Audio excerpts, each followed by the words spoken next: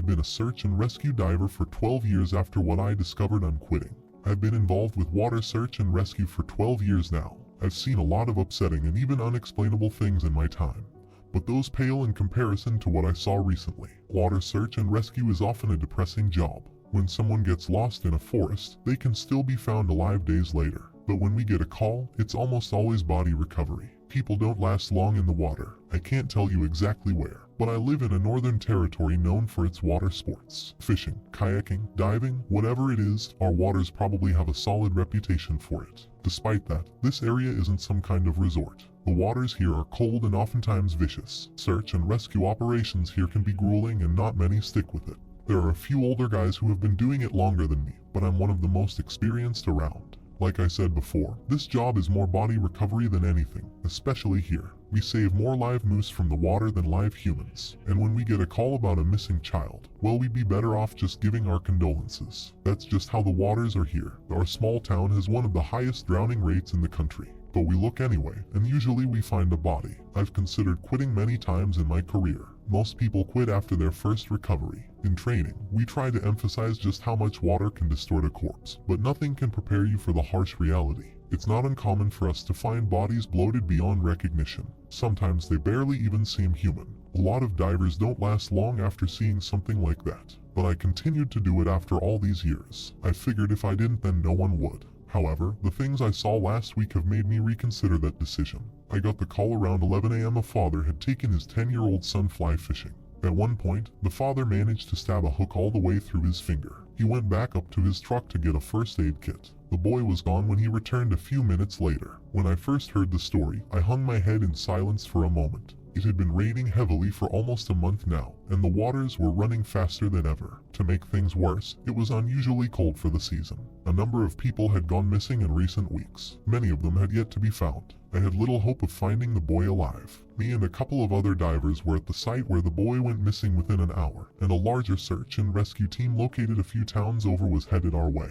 We talked with the father and even searched the forest for a bit, hoping that he had just wandered off. But eventually we realized that we would have to begin searching in the river. The moment I got in the water, I knew the boy was gone. The current was worse than it had ever been, and even I had difficulty navigating the icy river. We looked for hours in the surrounding areas, and even expanded our search once the larger team had arrived. The boy was nowhere to be found. I was surprised. I hadn't expected to find him alive, but I had at least anticipated finding a body. However, there was no trace of him. The sun got low and the air grew colder. We were considering calling it off as nightfall approached and resuming the search the next day when I discovered something. There's a lot of creek beds around the river. Many of them have dried up as a result of encroaching vegetation or man-made efforts to divert the water. We usually don't pay any attention to them. However, with all of the recent rain, I noticed that one of the larger creek beds had begun flowing again.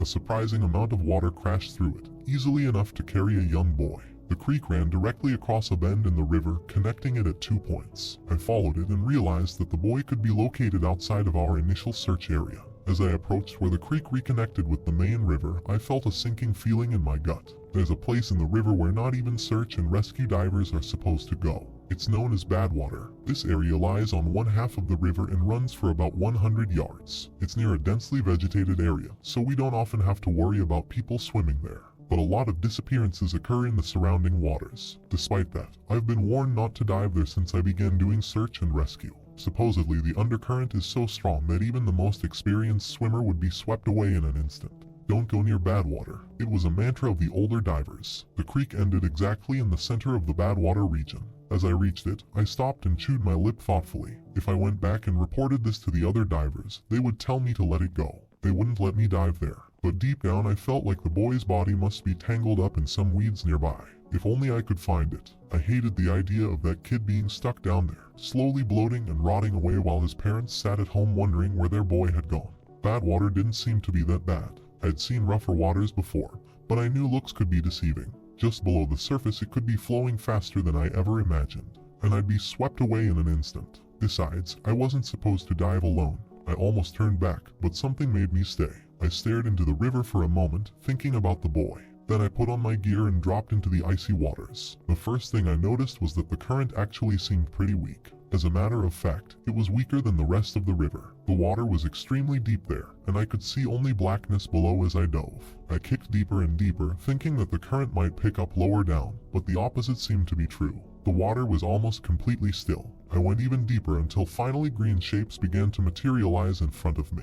I thought I'd finally reached a bed of weeds. But as I kicked lower, the truth came into full view. I felt vomit come up at the sight, an odd and dangerous sensation when you're wearing a scuba mask. Countless arms stuck up from the ground below. I thought I had come upon a trove of bodies, but the disgusting reality became even more apparent only a moment later. The arms grew directly into the ground. They even had roots that spread out from the base. It was as if someone had cut off hundreds of arms at the shoulder and planted them there. They were green, and I watched as they clutched at the water around them. They varied in size and seemingly age. Grotesque baby hands sprouted near the bottom, and they opened and closed their fists hungrily. It was then that I saw the boy. His eyes stared sightlessly ahead as those grotesque arms pulled his dead body downward. It seemed they had just gotten a hold of him. The arms yanked at him, burying him in the surrounding sediment. They pushed and writhed and squirmed until he was securely buried up to the chest. I stared in mesmerized horror. That was when the other bodies came into focus. There must have been at least 4 more, all in varying stages of decay. Some were bloated beyond recognition.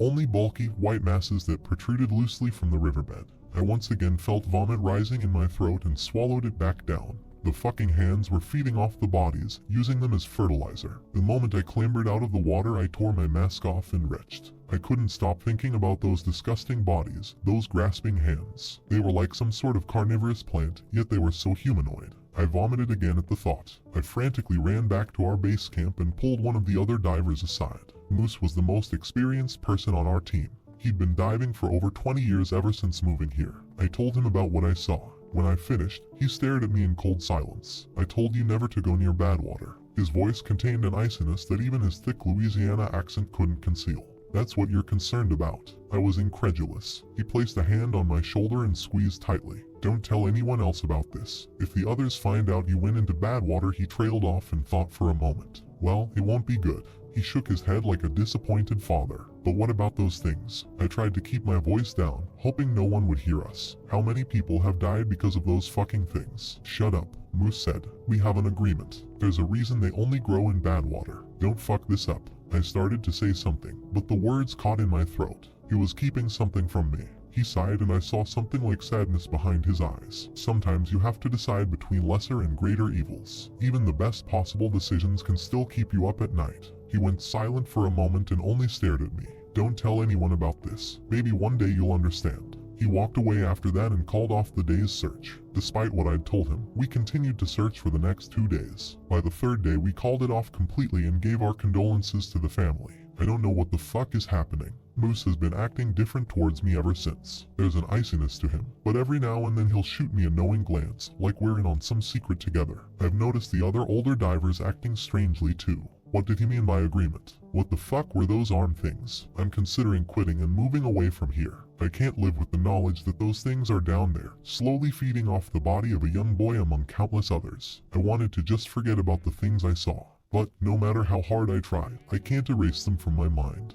I'd like to think that I'm a good man, but there comes a point where sheer terror outweighs one's sense of decency no matter how good you are. I think I've reached that point. I wasn't planning on writing this, but more things have happened, and I found something horrible. There's no other way to explain it. I don't know how much longer I can remain here. I can't sleep anymore. I just keep dreaming about those fucking things I saw. I've been plagued by nightmares about them for the past 2 nights. It always seems so real. At first, I'm asleep in my bed, then suddenly those arms are rising up from the darkness around me, pinning me down and covering my mouth. I struggle, but they're so strong. I especially remember the fucking smell. It's like old grass clippings and rotten fish mixed together. The next thing I know, I'm awake, retching with tears streaming down my face. However, even those terrible dreams are nothing compared to what has happened in the past 2 days, especially compared to what I saw last night. I don't know what to make of it. I've packed my bags. I think I might leave soon. I need to get away from this fucking place. A couple days ago, not long after my initial post, I received a call about a body found near the river. I felt a cold sensation in my gut when I got there and realized that it had been found right where the boy disappeared. I approached the bank to see Moose and 2 others standing over what a body. Their backs were to me, and I could hear one of them speaking angrily. He was practically shouting, "Shit, shit, shit." It was Clyde, one of the other more experienced SAR divers. As I got closer, I saw that the other one was Ryan. I felt chills run down my spine. All three of the senior divers were in one place. I recalled the things Moose said to me last week as well as the knowing glances I've seen those three share. Something was up. Do you think it was him? Clyde asked. Let's not jump to conclusions, Moose said. I heard voices by the river last night, Ryan said suddenly. The other two went silent and stared at him. The lures? Clyde asked. His voice was hushed, and I could barely make it out. Ryan nodded. Almost definitely. That breaks the agreement, though, Clyde said. He's not supposed to use those anymore. Well, he is, for whatever reason. Ryan turned to Moose. Any idea what's going on? Moose started to respond when a twig snapped beneath my weight. The three older men whirled around to look at me. That iciness was still in Moose's eyes, but I also noted a twinge of fear.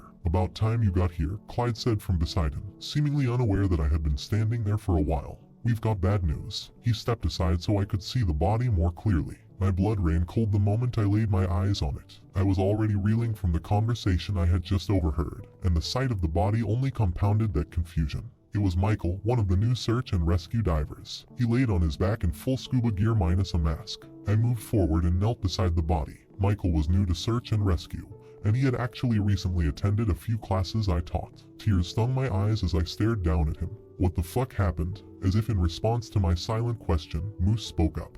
For some reason he was diving in the river. We think he got swept up in a strong current and hit his face on a rock, knocking his air regulator off and causing him to drown. We haven't found the regulator or his mask anywhere. I continued to stare down at the dead man in front of me. Why was he in the water? I asked. The three men exchanged glances. We don't know, Clyde said. We think he may have been looking for that boy we never recovered. I knew they were lying. Michael was one of the most straight-edge divers I'd ever met. He would never break a minor safety regulation, let alone go diving alone in rough waters. It just didn't add up. Additionally, there was another reason their claim didn't make sense. Michael had been out of town visiting family on the day the boy went missing. Why would he come back if he wasn't even there for the initial search? He wouldn't even know where to look. I knew not to argue though. I didn't want them to know I suspected anything. Clyde and Ryan were unaware I'd been to Badwater, assuming Moose kept his secret. From what I could tell, he had. They acted as they always had toward me. Just then an ambulance pulled up. The others left me alone with Michael's body while they talked to the driver. As I looked at the body, I realized something was off. There weren't any contusions on his face. If the current had actually dashed him against a rock, there should at least be a bruise. But there was nothing. His face was completely unmarred. At that moment I noticed something strange. A bruise peeked out from the neck of his dive suit. I pulled the rubber down to reveal a splotchy blue and black mark that circled his neck. It looked like he had been strangled. My thoughts immediately turned to those strange hand things I had seen at Badwater. But if that's what killed him, then why did they let him go? Was it a warning? A deep sense of dread settled into my stomach just then, and it's only gotten worse ever since. After the ambulance took Michael's body away, I returned home feeling drained. I couldn't bring myself to do anything that day and only sat in cold silence. I slept fitfully that night, plagued by the nightmares I mentioned earlier. Most of yesterday passed in the same cold silence as the day before. I felt numb. The conversation I had overheard between the older divers kept playing over and over in my head. What did they mean by lures? Who was this him that they kept referring to?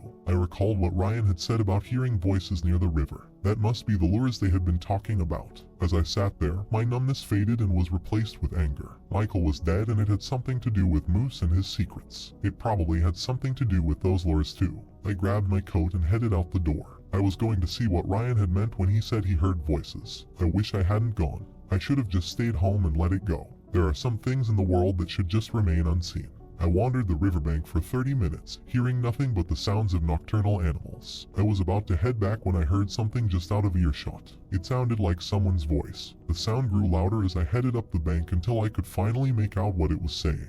Help, please, I can't swim. Instincts took over and I began to sprint in the direction of the voice. I eventually lost track of where I was and stumbled blindly through the underbrush, barely even using my flashlight, and relying on my hearing. Finally, the voice came from the water right next to me. It sounded like a child. I was about to wade into the river when something stopped me in my tracks. I listened to the voice carefully. Help, please, I can't swim. It was the exact same words, over and over again, as if it was being played on loop. The tone was exactly the same every time. It didn't sound right. They were yelling, but it didn't sound like someone who was actually scared. There was no urgency to their voice. My heart pounding in my chest, I shined my flashlight along the river. That was when I saw it. A face pressed out of the mud of the riverbank. Like the hands I'd seen, it was seaweed green and roots grew from its edges and into the surrounding earth. It was like someone had constructed a human head out of algae or moss. The mouth opened and closed, repeating the same call for help over and over again, while the rest of the face remained flat and emotionless. My whole body shook as I stared at the thing.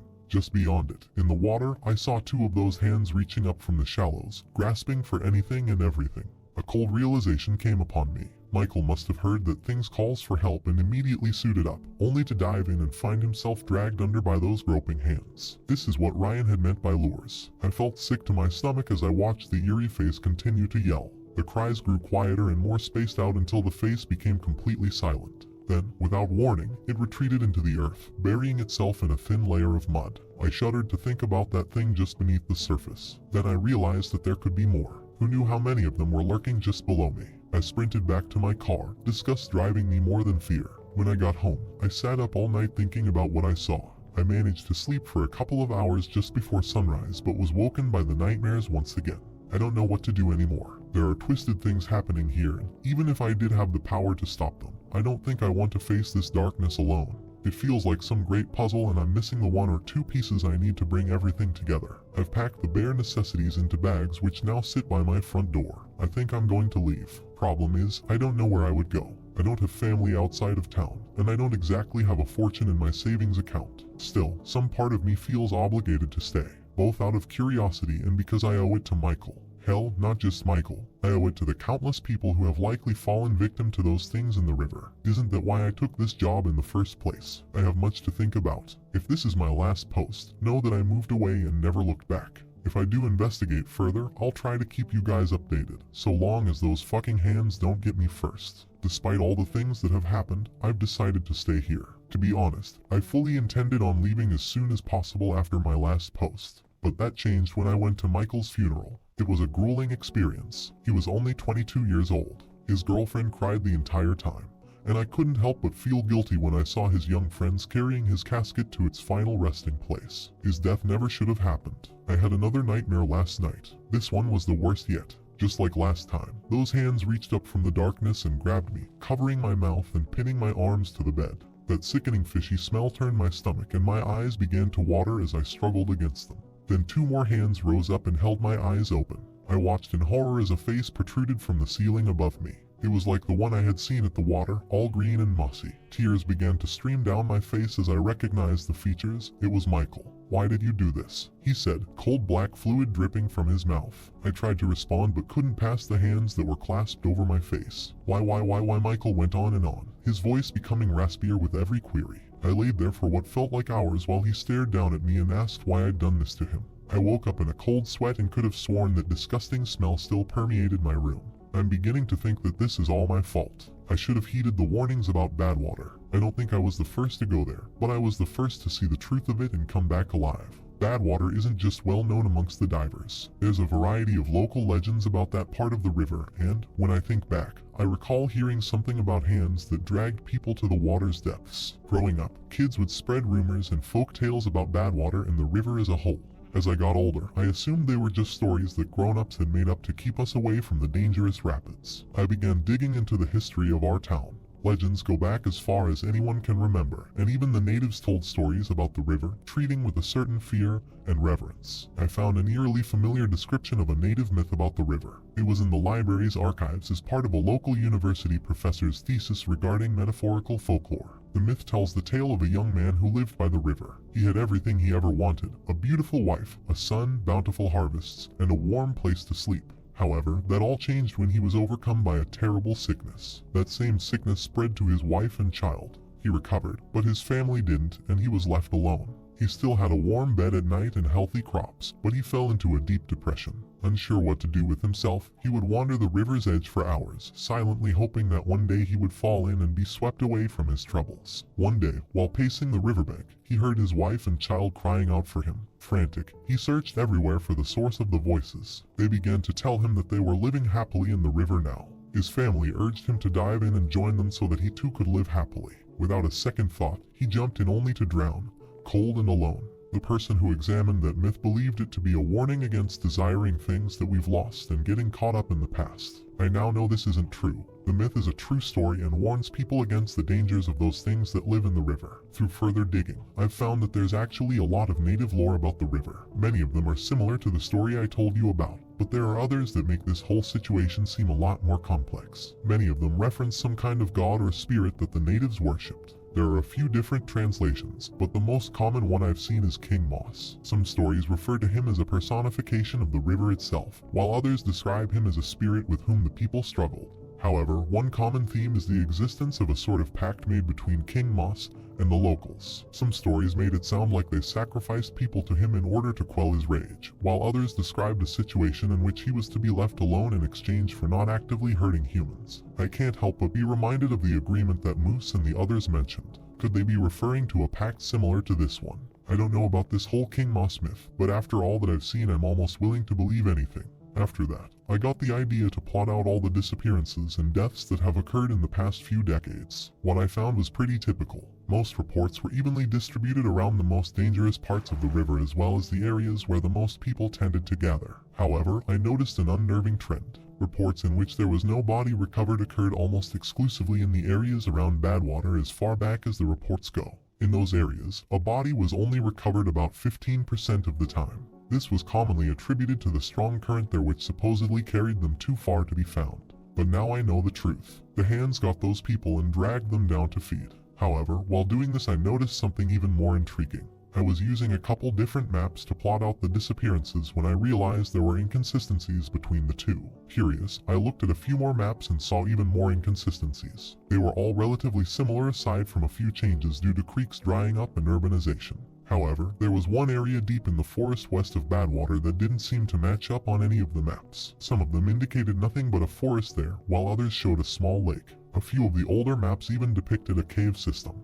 I used Google Earth to look at the area, but something strange occurred. The picture was incredibly pixelated. Everything around it was clear, but it became blurry as soon as I toggled over to the area where the maps were inconsistent. It was still somewhat visible, but I had difficulty discerning anything other than tree coverage. I'm surprised that I'd never been there before. I've spent a lot of time wandering the forest, and I somehow never managed to stumble into that place. I'm going to check it out soon.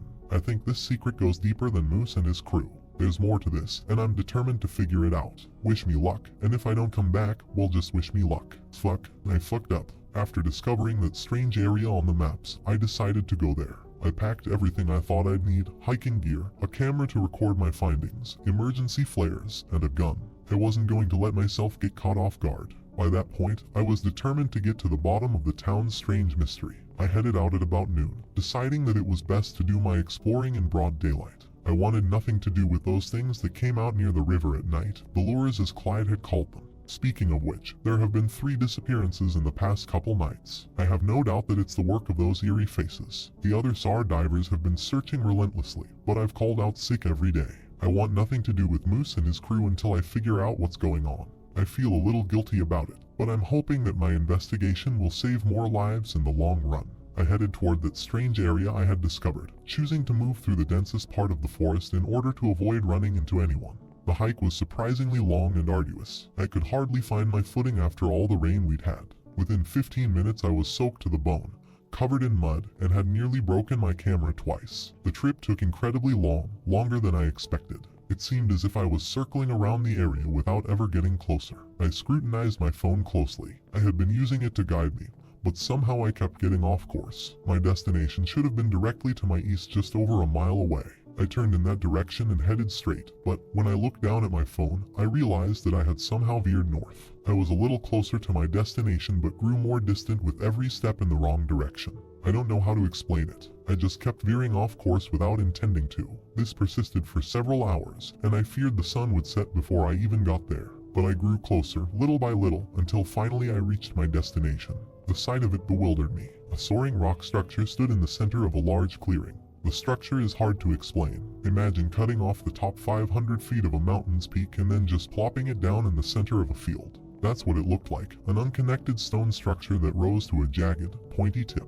It gave the distinct impression of a pyramid, though lacking the smoothness and straight angles that one would expect. A fissure in the front appeared to lead into a passageway. Strangely, a small river ran out of the cave's mouth. It only appeared to be about 10 yards wide, and it meandered across the clearing until it diverged in the woods. The water was crystal clear and flowed surprisingly fast. I followed it until I reached the mouth of the cave. I looked inside to find only darkness, the passage going back as far as I could see. It seemed to be relatively straight with no tunnels branching off. I entered the cave and noticed that the air immediately grew colder. It must have dropped at least 10 degrees from the outside. I shivered and zipped up my jacket. The river continued as far as the passage did, and I followed it as I delved deeper into the strange mountain. I noted that there were no stalactites or stalagmites in the cave. While it lacked any smoothness or markings that would indicate a man-made tunnel, it also didn't seem to be natural. The whole place had a strange air about it. I continued deeper until I was sure I must have been in the heart of the structure. At that moment, I noticed an eerie bluish light in the distance. It grew closer and brighter until I almost didn't need my flashlight. The passage grew narrower until I was just barely tiptoeing around the edge of the river. The light brightened until I suddenly found myself in an enormous round cavern.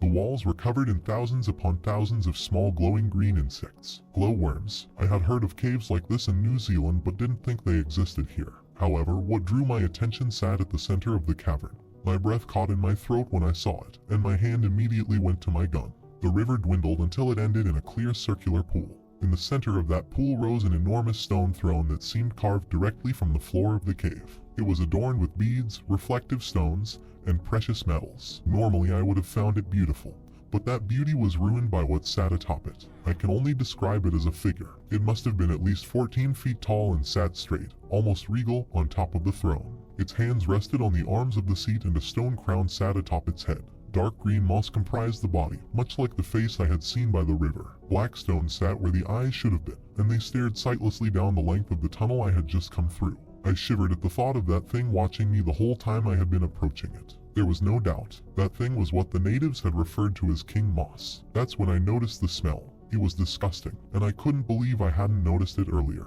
It was exactly like the smell in my dreams, a gut-wrenching combination of grass clippings and rotten fish. I nearly vomited and tried to focus on breathing through my mouth. That wasn't much better, though. I could taste it on the air. It coated my tongue and throat, making it impossible to ignore. I covered my mouth and nose with one hand and pulled out my camera with the other. This must be the source of all the weird shit going on. This was what the native myths had talked about, and I was going to make sure everyone knew about it. I turned the camera on, pointed it at the green figure, and nothing.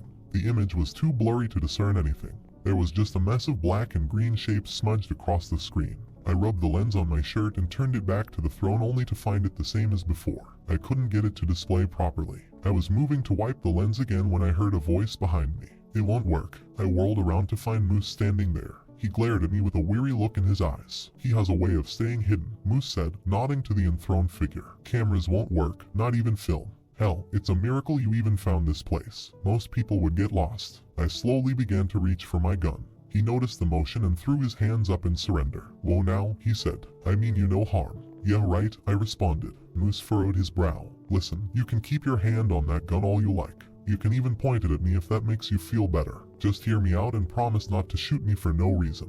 I kept my hand resting on the gun at my hip but nodded. "You won't believe me when I say this, but I've been trying to protect you." Moose sat on the cold stone floor, looking tired. His normally clean-shaven face sported a shaggy beard and dark circles ringed his eyes. "Bullshit. Just like how you tried to protect all those people down at Badwater." Moose remained silent for a moment, and his eyes took on a distant look. "You have no idea how much I wish I could have." I stared at him for a moment. He seemed genuinely sad. There wasn't any malice to him. He was just a weary old man. I kept my hand near my gun but decided to hear him out. "What is all this, Moose? Why couldn't you save them?" He nodded to the throne once again. "Do you know what that is?" King Moss. The name sat heavy on my tongue. I felt as if I had just spoken something terrible into existence. He chuckled. "I see you've done your reading. Yes, that's what the natives referred to as King Moss. But do you know what he is?" I reluctantly shook my head. "There are creatures that existed long before humans on this earth, and then there are beings that existed long before even them." He stared at King Moss. There was neither fear nor reverence in his eyes, just weary acceptance. He existed before almost anything else on here. He was ancient when the first fish took steps on land, even more so when the first settlers made their way to this place. Maybe he's a god, or maybe he's just another creature like us. All I know is that he has powers beyond fathom. You can't kill him. Moose shook his head. "That thing over there isn't him. I mean, it's certainly a part of him, maybe something correlating to a head. But cutting off the head won't kill something like him. He's the river, he's the groundwater, he's the plant life in the water, he's everything. His influence extends beyond even the river. There's no stopping him. We can only abide by the pact. I remembered the agreement I had read about in the native myths as well as the one that I heard the older divers referencing. And what exactly is this pact? I'm not entirely sure of the reasoning behind it.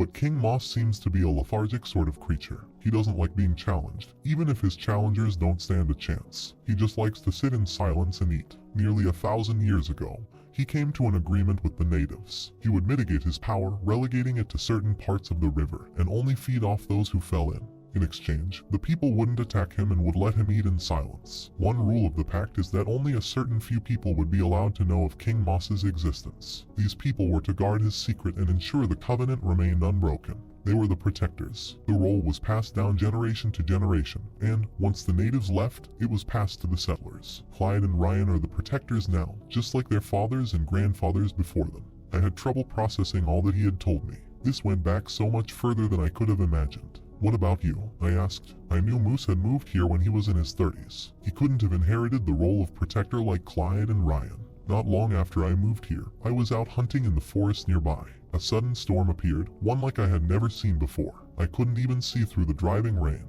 I stumbled through the forest, looking for any kind of shelter, and came upon this place. That's when I saw him. He glared at the green effigy with disgust. I told Ryan about it the next day. That night he and Clyde planned on killing me, but then that thing spoke to them. It wanted me to serve as a protector. Apparently, something about me had caught its eye. He suddenly looked to me. You broke the pact when you came back from Badwater alive. I didn't tell Clyde or Ryan because I knew they'd kill you. But King Moss knew, and he became angry. That's why he started using the lures again. It was a warning. What can we do? I asked. Moose looked at me and sighed. You really don't get it, do you? What? It took a while for me to realize it too. He gestured to the throne. He can talk to us. It's like a voice in our heads, but not exactly words. I can't really explain it. I glanced at the creature on the throne and shuddered at the thought of it speaking in my head. Okay, so, he knows you went to Badwater, and he could have told Ryan and Clyde at any time. A cold chill ran down my spine as I began to realize what he was implying. So why didn't he? Those two aren't opposed to killing anyone who threatens the pact. Hell, they proved that just the other day with Michael. Michael, I'm sure you think it was those hands that got him, or maybe the lures drew him in.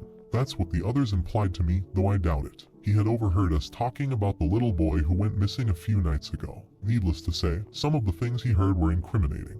I have no doubt that Ryan or Clyde killed him and made it look like a drowning.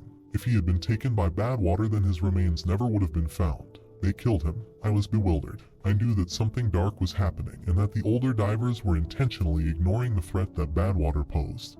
But I couldn't believe they would actually go out of their way to kill another diver. Yes, Moose said. And they would kill you too if they knew you'd seen Badwater. So, the question is, why didn't King Moss tell them about you? I remembered what he'd told me about when he began working to protect the pact. How Clyde and Ryan had tried to kill him, but King Moss had stopped them. He wants me, I said. Moose nodded. He wants you to protect the pact. He smiled wryly to himself. I think he has a thing for divers. Suddenly I felt like the giant green figure on the throne was staring at me. It hadn't moved, but still it seemed like I was being watched. That thing wanted me. I clenched my fist. I would never work for that it. Help me kill it, I said to Moose. Or at least help me get away. Moose shook his head. I can't. Yes, you can. There's still good in you. You don't understand. He stood up and stared at me with a look of utter defeat on his face. I literally can't. He began to take his shirt off. Confused by his actions, I gripped my gun tightly. However, my grip fell when I saw what was beneath his clothes. A green mass sat in the center of his chest. Seaweed-colored veins branched off from it in every direction and faded into his skin. It pulsed like a second heart and my stomach turned as I watched his skin stretch over it. What the fuck? This is his mark, Moose said. It's how he shows that I belong to him, and it's how he keeps me in line. I can't act in opposition to his will. It burns if I do, and it will kill me if I act blatantly against him. It's been aching ever since I found out you went to Badwater, and I can't even leave the town. It'll kill me if I go too far. What the fuck? What the fuck? What the fuck? I backed away from Moose as I muttered it over and over. Things had just gotten so much weirder. I pulled out my gun and pointed it at him. Go ahead, he said. I don't care anymore. My hand shook as I put my finger on the trigger. I stared at him for what felt like an eternity before finally letting my hand drop to my side. I couldn't do it. I'm going to leave now. The words sounded hollow. I was badly shaken by that point. Moose shrugged. Go ahead. You can't escape, though. This will all end one way or another. I ran out of the cave then, and, once out, I kept running. I stumbled through the forest in a mad dash. It's a miracle I didn't trip and kill myself. I ran until I got to my car and sped home. This will likely be my last post. I'm going to try to leave tonight. I have the bare necessities packed, and I don't care where I go. Anything is better than this. I don't know what King Moss has in store for me. If he's as powerful as Moose claims, then he might have ways of keeping me from leaving. I don't know. God, I'm scared. Wish me luck. Goodbye everyone. This will be my last post. It's all become too much. I'm sorry. After making my last post, I quickly grabbed my bags and threw them in the car. I was going to leave. I didn't really have anywhere to go. With no relatives, few friends, and a dwindling bank account, there wasn't much for me outside of town. But anything was better than what I'd seen in the cave. I wouldn't mind drifting or sleeping my car. I was sure I could find a job somewhere, just anywhere other than here. I immediately hopped in the driver's seat and headed south. I maintained a straight course, having no clear destination in mind. I wanted to get away as quickly as possible. However, as I approached the city limits, I began to feel a dull ache in my chest. The town grew further and further away, but the ache grew as the distance increased. It felt as if something heavy were pressing down on my heart and lungs. My breathing became labored, and the pain even spread to my arms. For a moment I thought I was having a heart attack, but then I remembered the thing that had been in Moose's chest. I pulled over to the side of the road. By that point it was more than just an ache. It felt like someone had hit me in the chest with a sledgehammer, and my whole body burned with a horrible, pulsing pain. I could barely breathe, and my legs shook beneath me. I yanked up my shirt and looked at my chest. The skin in the middle was raised and greenish, and dark veins radiated out from it. I watched as it pulsated slightly, just barely enough to notice. That thing was the source of the ache. My breath caught in my throat and I began to cry. I don't know how long I did so. I must have stood by the side of the road for at least 30 minutes, just a shaking, sobbing mess. It was all so overwhelming. The sudden appearance of that thing in my chest combined with the mind-numbing pain that I was feeling. After a while I managed to regain my composure and climbed back in the car, determined to get away from this thing. But the pain grew and grew until my vision began to go black. I kept going despite barely being able to see. However, after a while my vision went completely. I couldn't even drive anymore. I got out and began to walk, determined to just keep blindly moving south. But it wasn't long before my legs gave out and I laid on the hard asphalt in a pitiful state. The pain was too much. I crawled back to my car and turned around, heading back to town. As I did so, the ache lessened until it finally disappeared. At that moment, I knew that I belonged to him. There was no denying it. I don't know when it happened. Perhaps it started when I went in that cave, or perhaps it had been happening slowly all along. It really doesn't matter in the end. Over a week has passed since then. I've spent most of that time alternating between being a sobbing mess and in a catatonic state. It's all just too much. I sit in my house now, writing this. It hurts to do so, acting against him. Even writing about him incites the pain. But his hold on me isn't as strong as the others. Not yet at least. I write this because I feel that I must. The truth must be set free, though I feel there is little that can be done about it. I have come to certain realizations in the past few days. I can feel myself growing closer to him, becoming one with his mind. Perhaps the pact wasn't so bad all along, but I now know that he won't be satisfied with the pact. Moose was wrong about it all, though surely he must feel the truth now. The king isn't lazy. He was merely resting, and the pact was a method of easy sustenance until it was time for him to rise. That time is now. I can feel his cold rage and his terrible hunger. I fear for what comes next in this town and the surrounding areas. I have no idea how far his influence stretches, but if Moose was telling the truth, then he might be unstoppable. As he wakes, I can feel him becoming more sentient within my own mind. It's strange, like a second thought process that constantly underlies the first. I fear it will overtake me soon. I don't intend to let that happen. I will not let myself become a mindless servant to this monstrous creature. The thing on my chest is beginning to look a lot more like the one that was on Moose's. I tried to cut it out, but it wouldn't let me. The knife stopped inches from my skin, and no amount of effort could force my arms any further. He is part of me forever now. I fear there's nothing I can do to remove myself from him. It won't be long before we are one and the same. I have my gun with me. I intend to use it on myself. To whomever reads this, know that everything I have written is the absolute truth as I know it. Do not search for me. Similarly, do not search for this town. Only horrors await you here. Either you will be devoured by them or you will unleash them upon the greater world. I want neither of these things to occur. Just know that he exists. Know that other things like him exist in our world, and be wary. Live with that knowledge. Let it sit deep within your gut and never forget it. Do not let things end as I have. Goodbye.